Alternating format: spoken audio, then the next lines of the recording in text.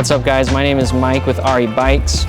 I'm the service manager here, and today we're going to be going over 3 basic maintenance tips you can do at home to stay on top of your bike. If you stick around to the end, we'll give you 1 bonus tip as well.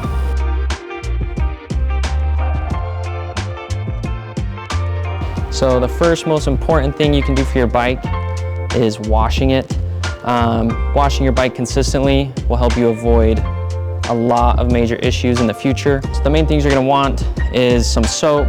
It can be bike specific, doesn't have to be, it's always recommended. The main things you're going to want to wash are your drivetrain. That's the most important. Keep that clean, keep the grit, keep everything out of there. Other important parts are going to be your bike stanchions. It's pretty bad if those collect dust, so you just want to make sure you stay on top of that. And then the bike itself, you want to avoid buildup in pivots, anywhere where things move. If there's a buildup of dirt, it can damage your paint, damage your frame. So you really want to stay on top of that. We recommend washing your bike at least every 2 to 3 times you ride it. If you really want to be on top of it, at least spraying off your drivetrain with water or something after every ride, that's good too. Less frequently, you don't have to do this as often, but get a brush, scrub that drivetrain, kind of get the bigger things out of it, out of your derailleur, out of your chain. This is a big thing to keep that grittiness out and keep your drivetrain running clean.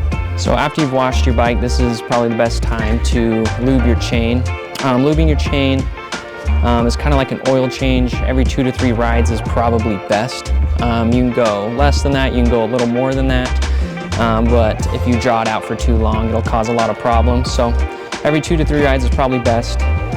You'll just want to get any bike-specific lube. The drip-on is best. Really try to avoid any aerosol lubricants, as that can overspray onto the rotor and cause you extra problems. So any bike-specific drops work really good. So after you've dried the chain, you just want to come over the top, shake up your lube, and just drip it as you spin the wheel. So a little trick you can do when your bike gets really dirty is in these cogs down here, you'll get real buildup of dirt, junk, weeds, stuff like that. So you can bring your derailleur down, kind of bring a pick or anything into this crevice here and just kind of dig out all this grime, because you can get some real buildup, and getting that out of there will save you a lot of problems in the long run. So another big thing you want to look for is brake pad life. How often you replace them is super subjective. Some people need to replace them every 200 to 500 miles. Some people can get away with upwards of 1,500 miles or more. All depends on where you're riding, how you ride, how you use your brakes. So this is what a super used brake pad looks like. It has very little brake pad material left. It's super skinny.